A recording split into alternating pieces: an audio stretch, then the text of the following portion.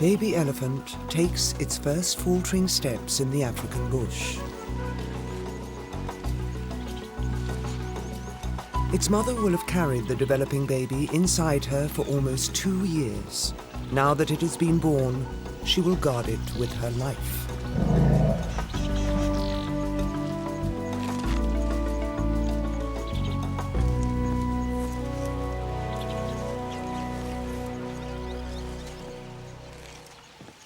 For a baby that is born weighing over 100 kilograms, there is an immediate need for food.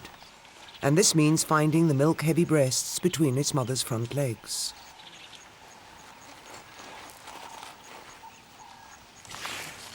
The exhausted 2-hour-old calf curls back its trunk and suckles with its mouth.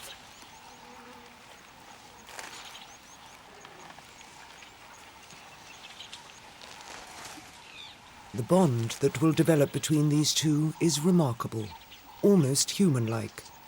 It is based on a mutual need. For the mother, because she will give birth only about 10 times over a 40-year period, and for the calf, because its period of total dependency will last for at least 10 years.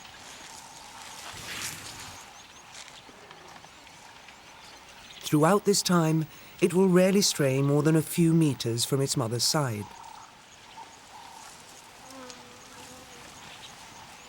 But despite the devotion and the dependency, 1/3 of all baby elephants, the victims of predators, malnutrition, or inexperienced mothers, may not survive their first year of life.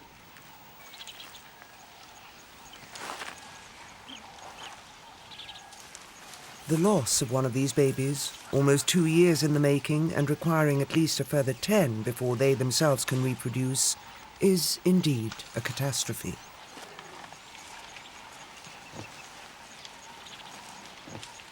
Their 1-million-year evolutionary history as modern African elephants has enabled them to evolve a way of life that is incredibly complex.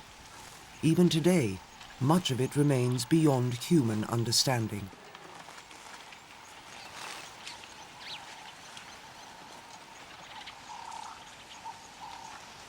The survival of the young calves is critical to their success.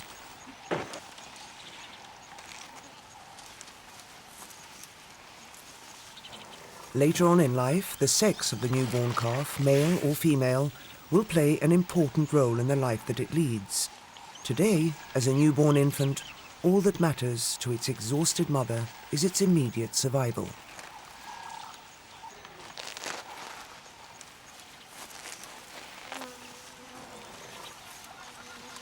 It is not, however, a responsibility carried exclusively on the shoulders of one female.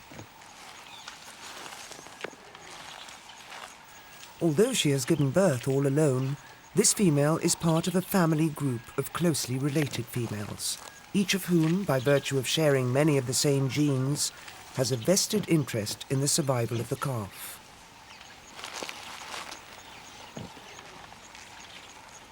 Usually, one or more of these females will be present at the birth, even assisting with the cleaning of the calf and helping it to its feet.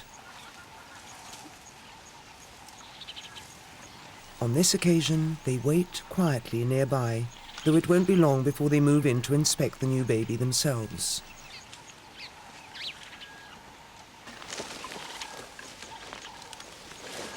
Its mother diverts her attention to the now redundant placenta and fetal membrane.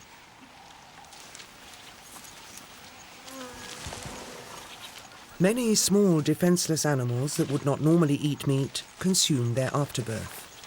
It destroys the evidence that might attract predators, and it may even be quite nourishing. Elephants don't need to deter predators in the same way that gazelles do, and they can certainly defend their young a lot better. So perhaps this fiddling and chewing is just a nervous reaction, or even the persistence of some ancestral behavior that is no longer necessary.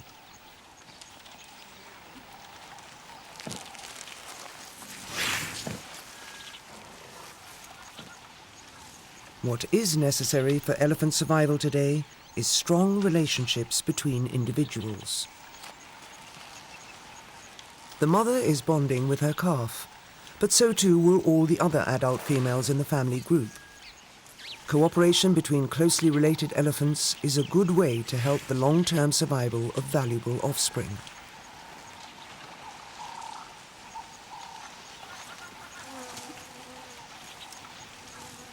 The exhausted baby is surrounded by a forest of protective legs and inquisitive trunks.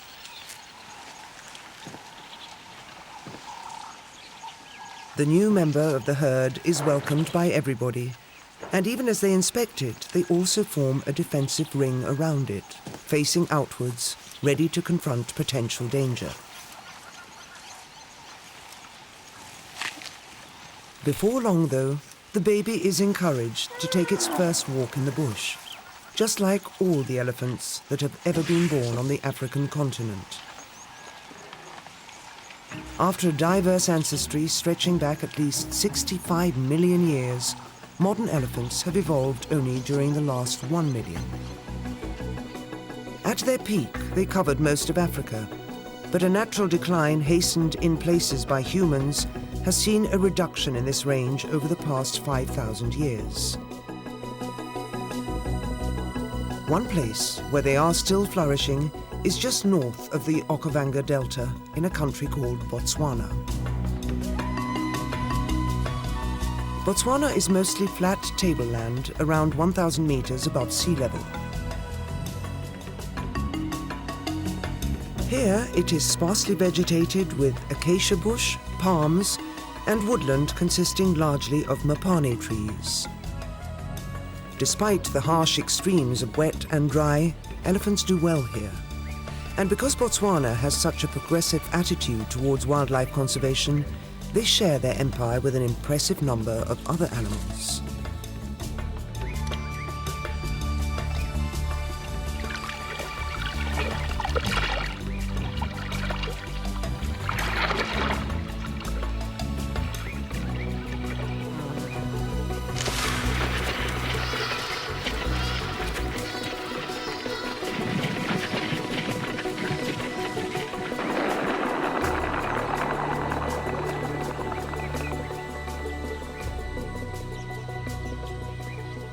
Rain clouds build and disperse in the fierce heat.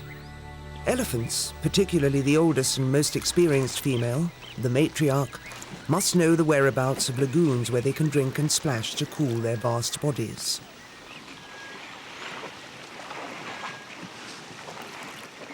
For a young calf, the visit to a waterhole is a new experience.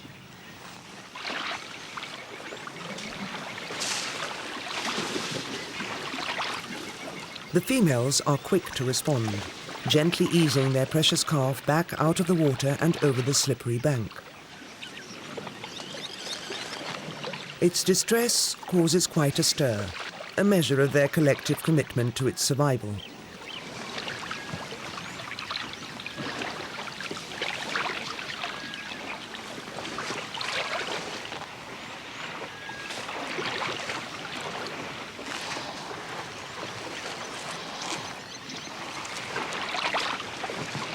A 2-year-old calf has done this before and is now allowed into water on its own.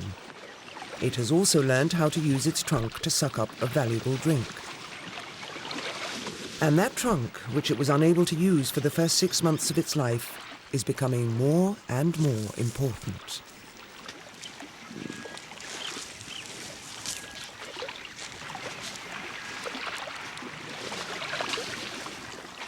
Encouraged back into the water, but under careful supervision, the younger calf is still learning.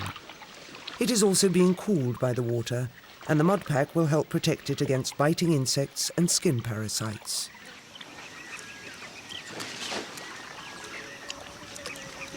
In the care and defense of their calves, elephants are exceptional. They need to be.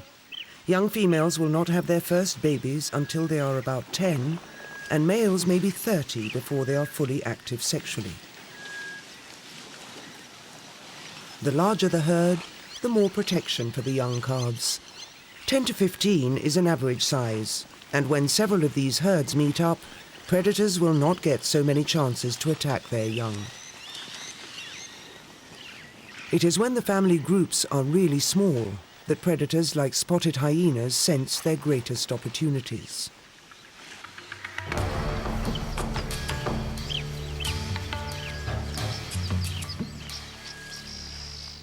There are just 4 in this female herd, and they know they are being followed.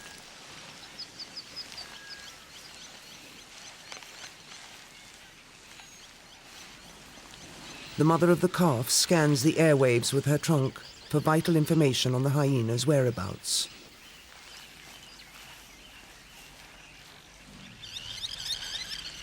The calf is agitated and seeks physical reassurance from its mother's body.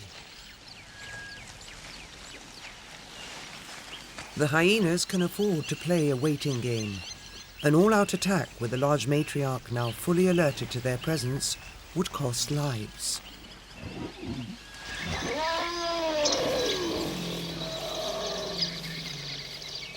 Instead, their close approach is non-threatening, though each one of them will be assessing the fitness of the baby and weighing up their chances of success.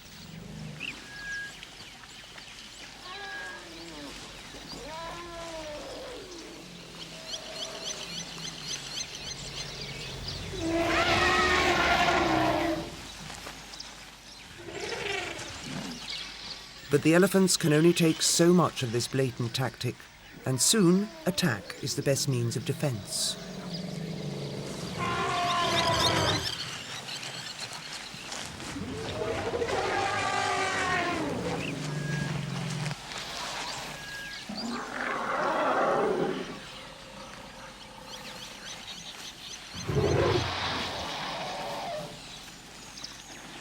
The hyenas have the information they were after.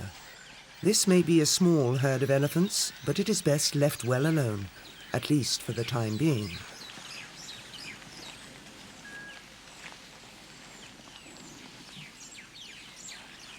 Hyenas might, in fact, follow a herd, either seizing the opportunity for an all-out attack on a calf, or taking advantage of unguarded moments to inflict repeated bites until their victim weakens.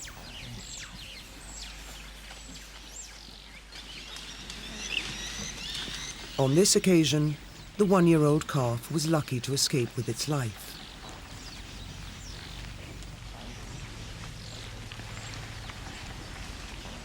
But it was not just the hyenas who had to go without a meal. The Empire's ever-present scavengers were also following the unfolding drama, and now the black-backed jackal and a variety of vultures must wait a little longer for their next free meal.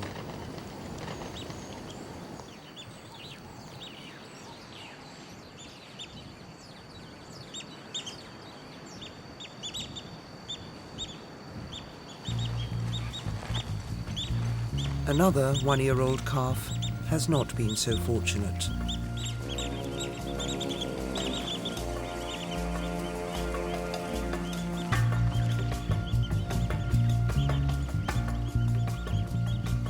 Despite the added protection of a much larger herd, this youngster has suffered repeated attacks by hyenas.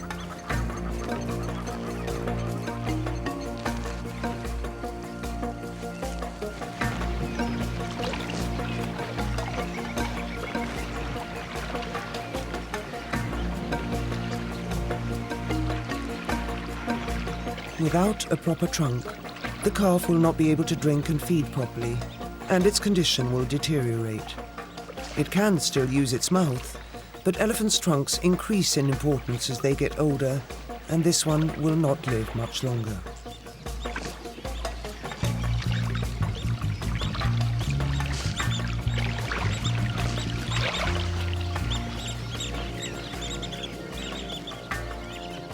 Already, the calf seems isolated within the herd, as though the adult females who have cherished it for so long are now turning their backs on a youngster who carries no hope for the future.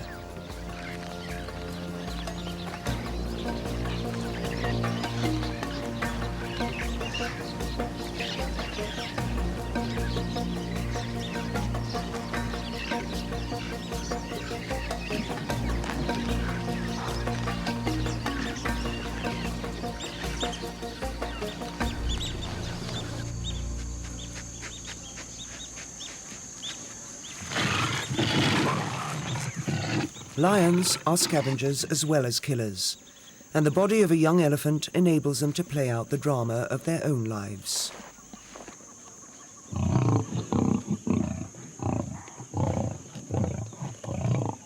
The females, who may even have made the kill themselves, must allow the dominant males to feed first.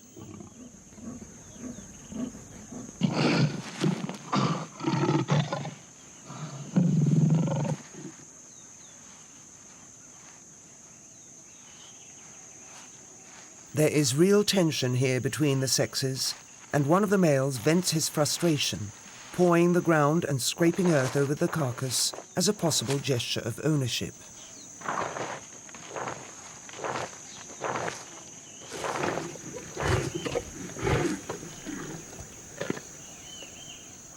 The black-backed jackal is not long in arriving on the scene. It will keep a safe distance until the moment is right to steal a few mouthfuls of meat.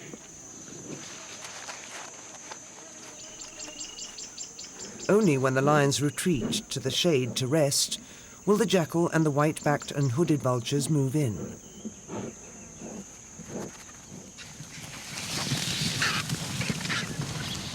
Then the battle for the scraps is on.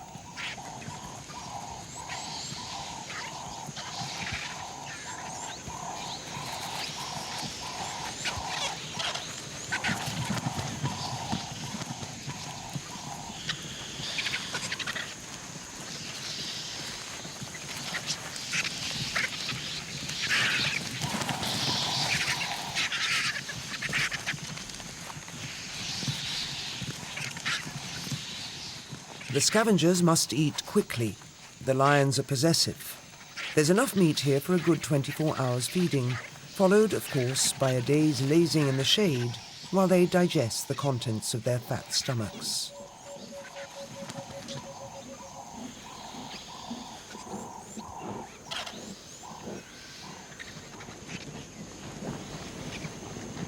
A yellow-billed kite swoops down for scraps, while a lioness tries a new tactic of appeasement.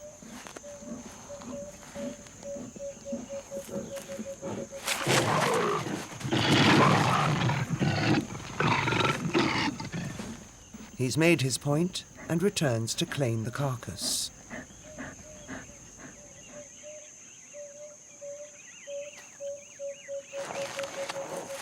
So, the death of one elephant may be a disaster for its family herd, but it also drives the system, supporting others in their own time of need.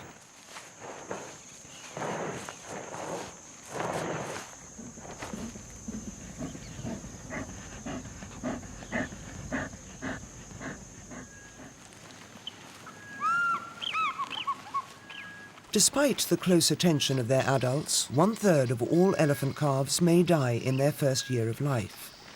For those that survive this difficult period, the chances of living naturally to old age, say 65, are good. They will become the largest and strongest land animals, characterized above all by the extraordinary use of their trunks.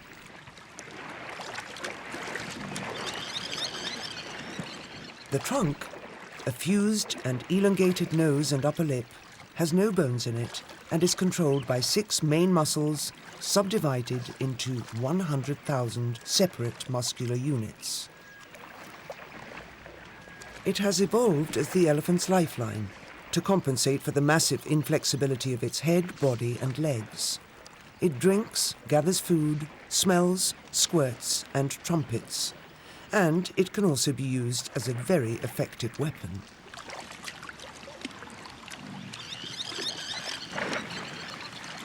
It may take a calf 10 years to master the full use of its trunk. But during this period, something else is also happening. The differences between young males and females are beginning to emerge, and it is a growing problem for the family group as a whole. The problem is highlighted by a 4-year-old male who, though playing, is also mimicking sexual interest in a young female.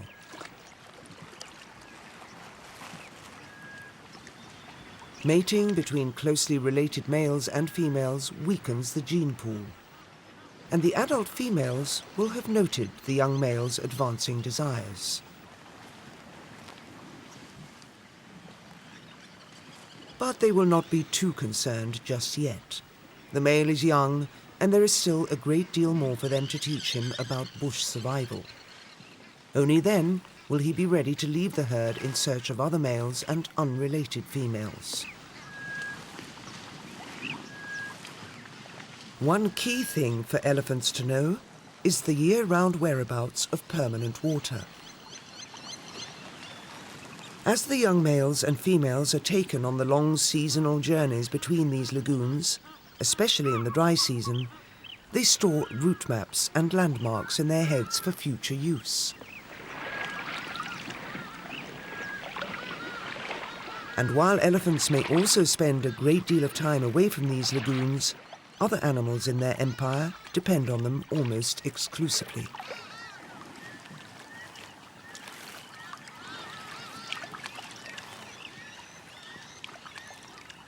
A family party of Egyptian geese. The young were hatched a few days ago in a tree-hole nest, but their parents were quick to bring them down to the water. Here, their goslings will feed on small insects and plants, growing steadily for nearly 2 months until their new flight feathers allow them to take to the air for the first time.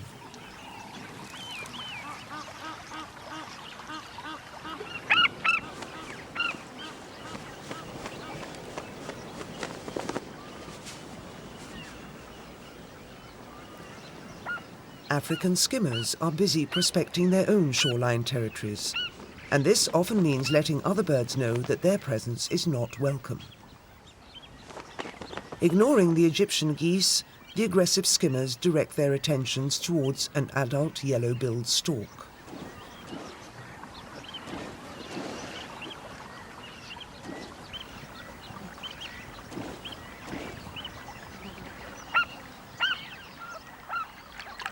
Feeding safely out of harm's way is an immature yellow-billed stork. Like a lot of water birds, including the African spoonbill, the stork catches its food unseen, using a touch-sensitive beak to snap up animals disturbed by its feet.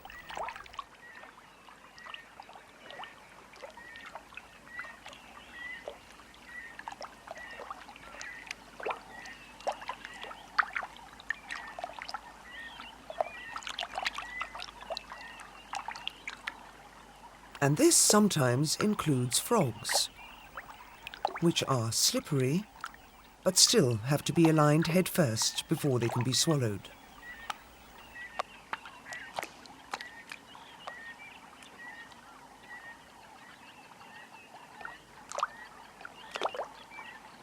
The black-winged stilt picks its way delicately along the edge of the water, using its keen eyes to locate invertebrate food in the shallows.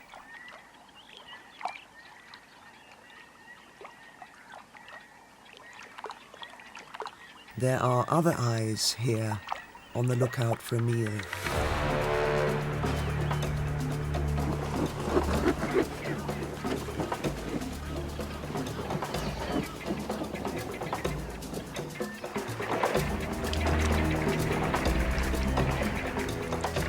Elephants have little to fear from crocodiles and have been known to push them out of the way when they come down to the water.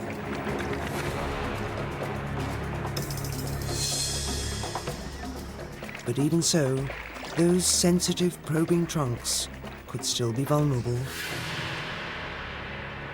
There are still times, though, when things far less threatening than crocodiles cause even a large herd of drinking elephants to turn on their heels and head for the safety of the nearby woodland.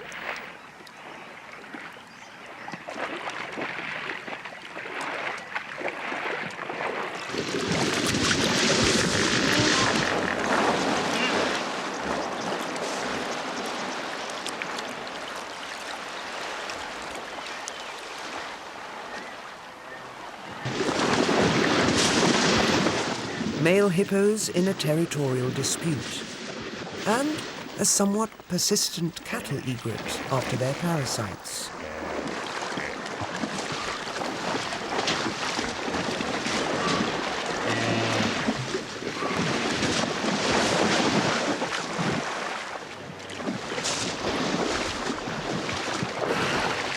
fights to the death are not uncommon. But these two are just posturing, their yawning mouths conveying information on body size, weight, and strength, and, of course, on the power of their teeth.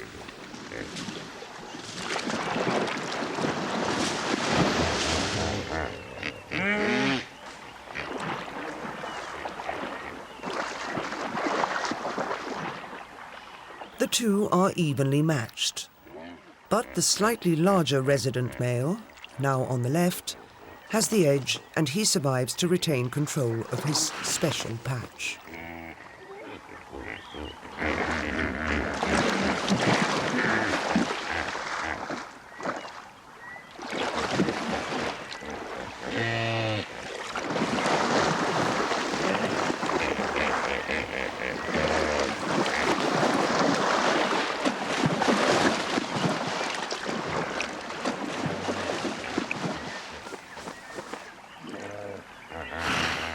The loser backs down into the water.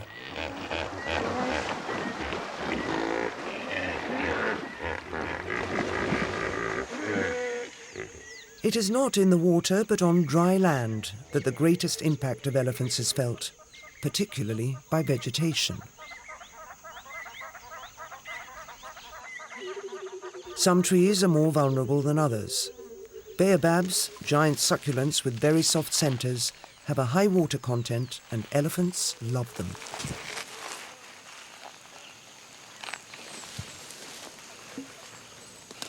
The relationship between elephants and tree damage is complex.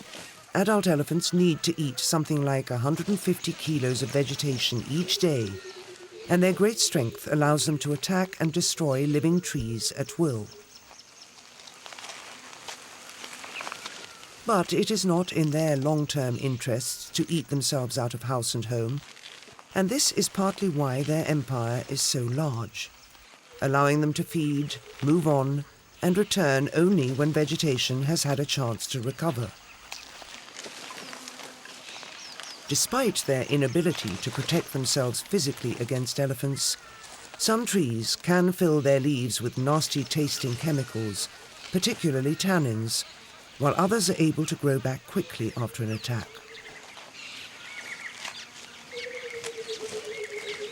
It looks, however, as though nothing can save this baobab tree. As they wander the African bush, feeding, drinking, mating, and raising their young, elephants encounter many animals. Lions and hyenas are a real threat, but others who are harmless can still cause quite a stir.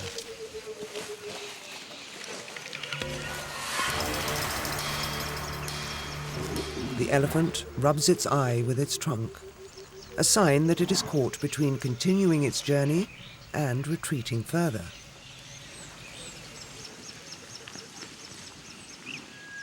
The African python may also be alarmed by the great bulk looming over it. And the elephant is now showing signs of real stress. But pythons are not poisonous. They grow to 5 meters in length, so they can overpower their prey, animals up to the size of small antelopes, suffocating them in coils and then swallowing them head first.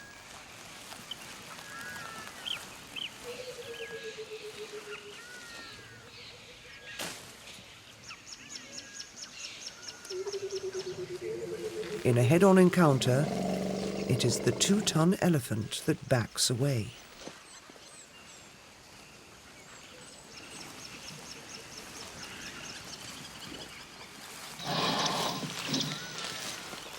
But the python is not being aggressive. It must get out of the way of those heavy feet, and a shady, secluded spot will also save it from overexposure to the hot sun.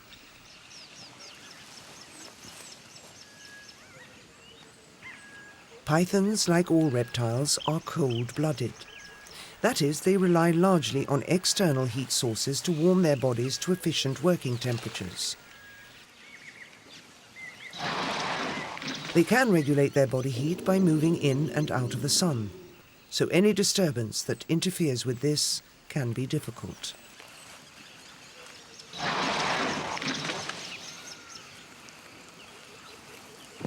Elephants, as mammals, are warm-blooded, making their own body heat deep inside themselves from the food they eat. Their large bodies need large amounts of food, and because vegetation contains a lot of difficult-to-digest cellulose, there is a lot of waste. In the elephant's case, as much as 1/3 of what it eats. But this inefficiency is good news for other animals.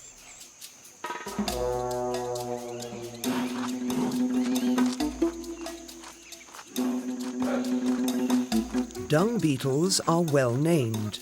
They make an entire living out of other animals' waste products. There are a great many different dung beetles in Africa, and this golf ball-sized one is among the largest.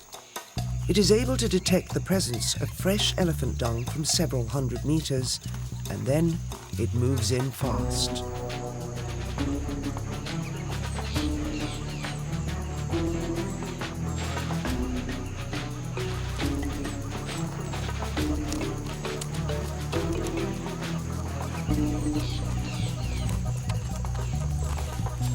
Once inside, the female will lay her eggs in carefully chewed and compacted balls of dung and then make good her escape.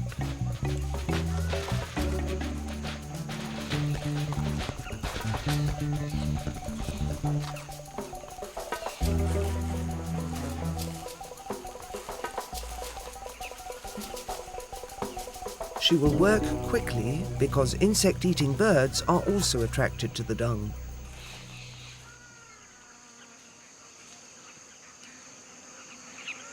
Hornbills, both yellow and red-billed varieties, and with beaks strong enough to catch and crush these insects.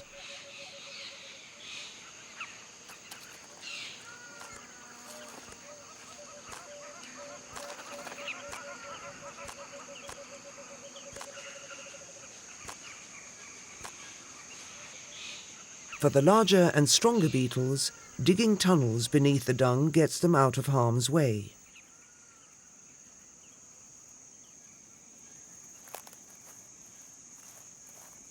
It gives them added protection, and in their hidden egg chambers they add saliva to their dung balls to maintain moisture and humidity for their young grubs once they hatch and begin feeding on the dung itself.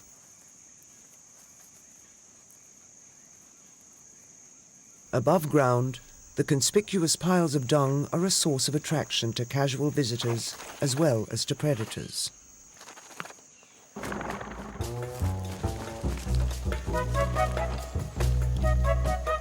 A young martial eagle, not long out of its nest and getting to grips with the skills it will soon need to overpower small antelopes.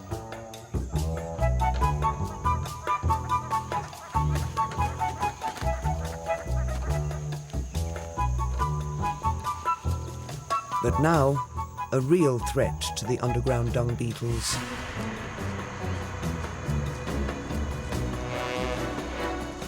The massive southern ground hornbill.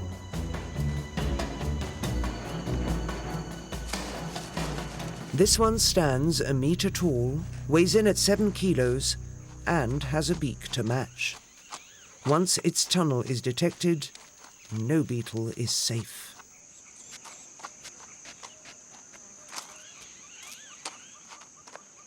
Elephant dung is attractive because of the insect life associated with it for much of the year.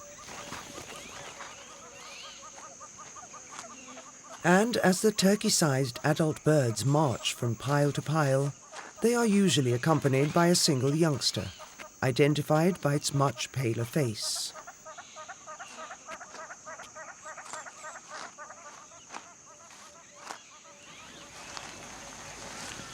In their own search for food, elephants can appear to be very destructive. But they and their evolutionary ancestors have been feeding on vegetation in Africa for millions of years now, and they would not have survived this long by destroying everything in their path. trees grow old and die naturally. They may be struck by lightning or uprooted in their thousands by violent storms. Lowering water tables might even cause the death of vast areas of forest, and if elephants, possibly suffering from human pressure and persecution, are forced to feed here, then they will, of course, exaggerate and be blamed for the problems.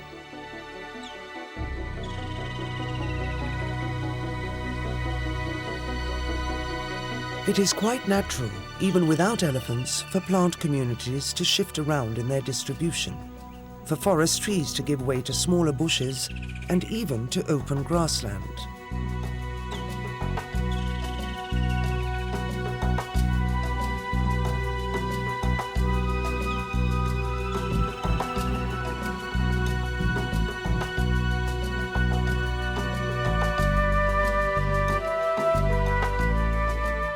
As habitats change, so too does the distribution of animals that depend on them. Where new grasslands are opened up, grazing animals are quick to move in. Cape buffaloes are one, and despite the soil erosion triggered by their heavyweight bodies and sharp hooves, grass grows vigorously under their intense trampling and grazing.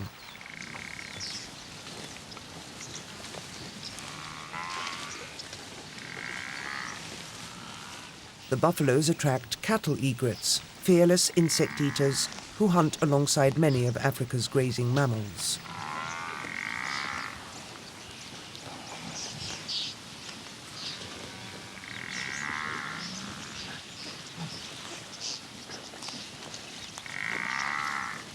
Buffaloes are not the only large mammals to pioneer new grazing grounds.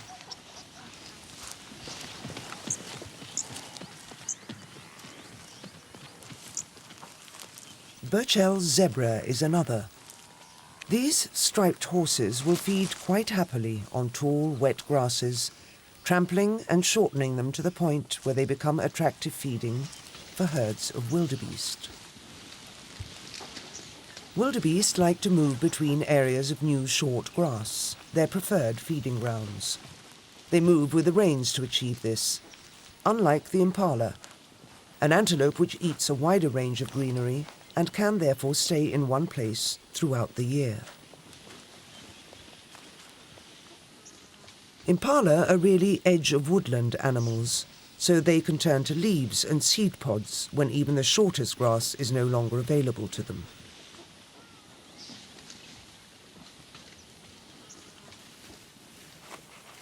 Just when it seems there is no plant food left on the ground for any mammal, along comes a little duiker.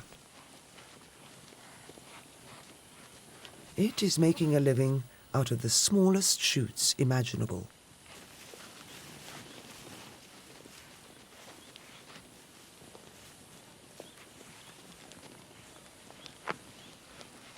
Where there are concentrations of grazing animals, there will always be predators.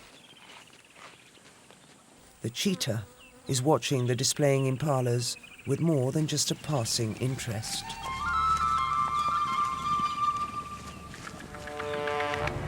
It is hungry, and the impalas are vulnerable.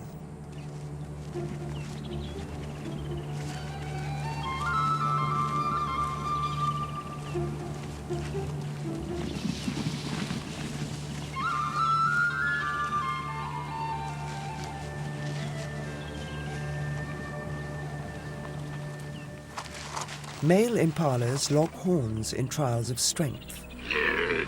The winners mate with most females, so it is a critical time for them all.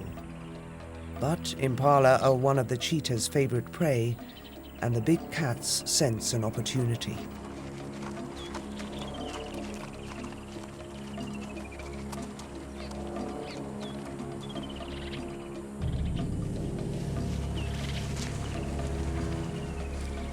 They will work together on the hunt, but first they must advance cautiously, positioning themselves for a sudden, explosive dash from as close as possible.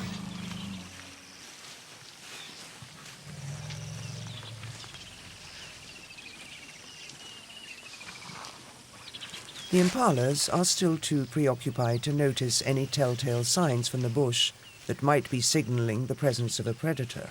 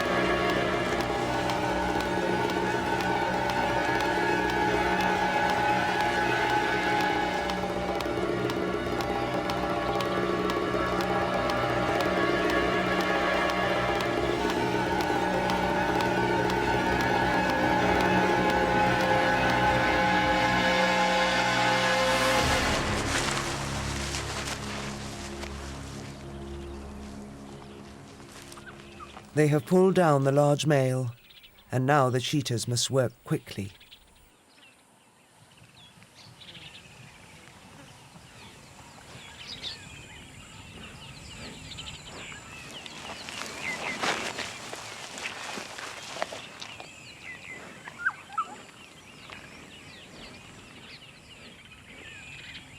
The arrival of scavenging vultures is not in itself a problem, except that their descent from the skies might alert lions and hyenas to the kill. These heavyweights could easily push the cheetahs away and claim the carcass for themselves. One of the cheetahs has to act as a lookout, while the other fills its stomach as quickly as it can.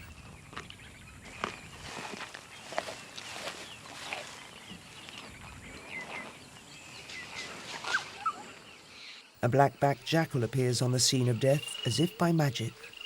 It too will not trouble the cheetahs.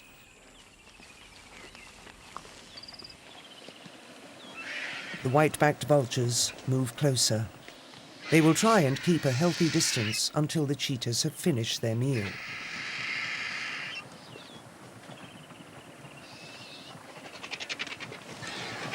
While the cheetahs are cooperating, the scavenging vultures and jackals are very much competing among themselves.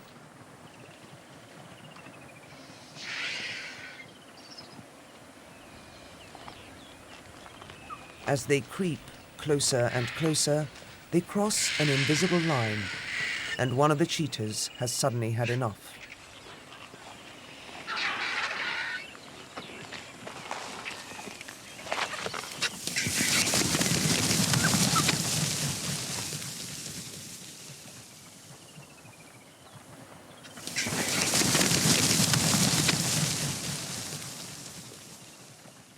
So, within the elephant's empire, the grasslands that may once have been forests are home to an amazing cast of characters. They are the links in a vital food chain. The most abundant large mammals are the herbivores, many of whom become meat for a lesser number of predators. These, in turn, are followed by the scavenging hordes who flock to the scene of a recent kill to fight over the scraps. The black-backed jackal is one of these. It cannot dislodge the cheetahs, so in the company of marabou storks and vultures, it plays a waiting game of precision. Too close, and the cheetahs will attack, but too far, and it might miss out on a free lunch. Guided by their keen eyesight, more vultures descend from the skies. But the first to take advantage of the sudden departure of the cheetahs is the little jackal. Now she too must work quickly and aggressively. The vultures and marabous are closing in fast.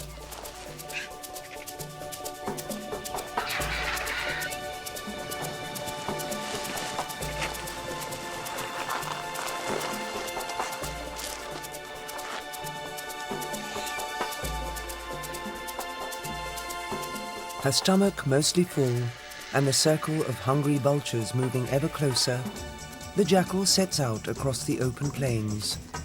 She and her mate have 3 4-week-old puppies to look after.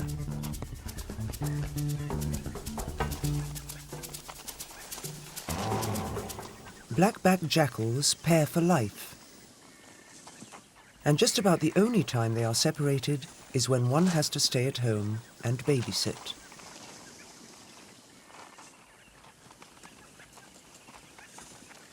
Both parents can hunt and scavenge together when an older pup stays at home to share the workload of the new litter. But here, the adults are alone, and the pups must be supremely patient when the returning female attends to the needs of her mate first.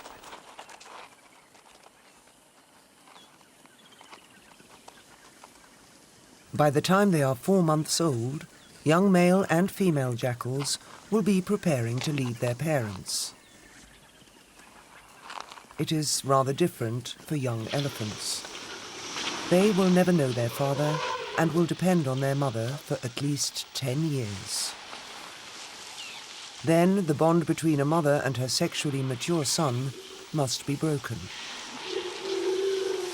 This is him on the right, and the smelling and trunk placing on the back of a closely related female are signs that his sexuality is now advanced. His behavior is disruptive, and disruption can spread and unsettle the balance of the herd.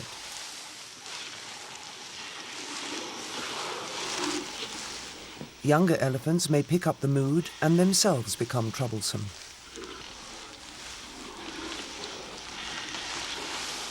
They can be dealt with by their elders, but the time is fast approaching for the matriarch, the lead female of the family group, to take firm action.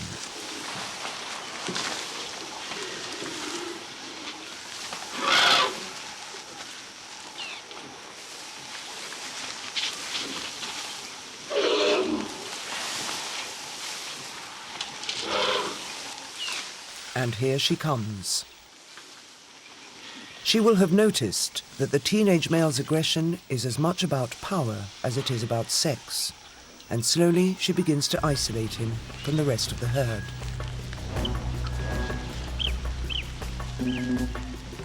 The moves that she makes are deliberate and menacing.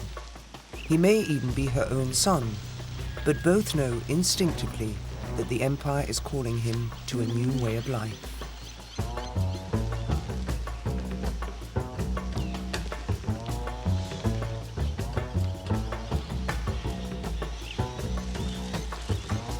While the young male is coming to terms with his enforced isolation, the family group is consolidating around its females.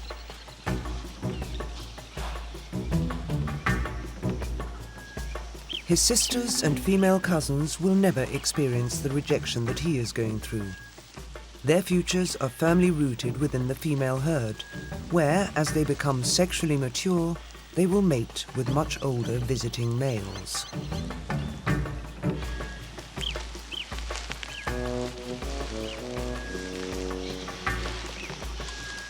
The relationship between mother and daughter elephant is one of the most enduring in the whole animal kingdom.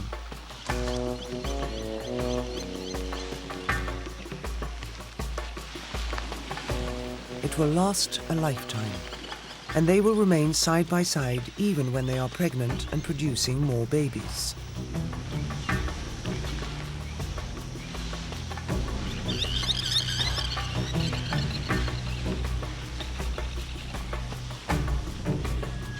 Increasingly, though, the young male falls further behind the female herd. But he is now well equipped to survive on his own. He will have stored information on the best feeding and drinking places, and his ability to communicate with other elephants by sound and by smell will also be well developed. He must now set out on his own and find other males who have been similarly banished. He will take his place among them as a low-ranking junior, but after 20 years, he will have won the right to return periodically to different female herds. There, to father the baby elephants who will one day inherit their own African empire.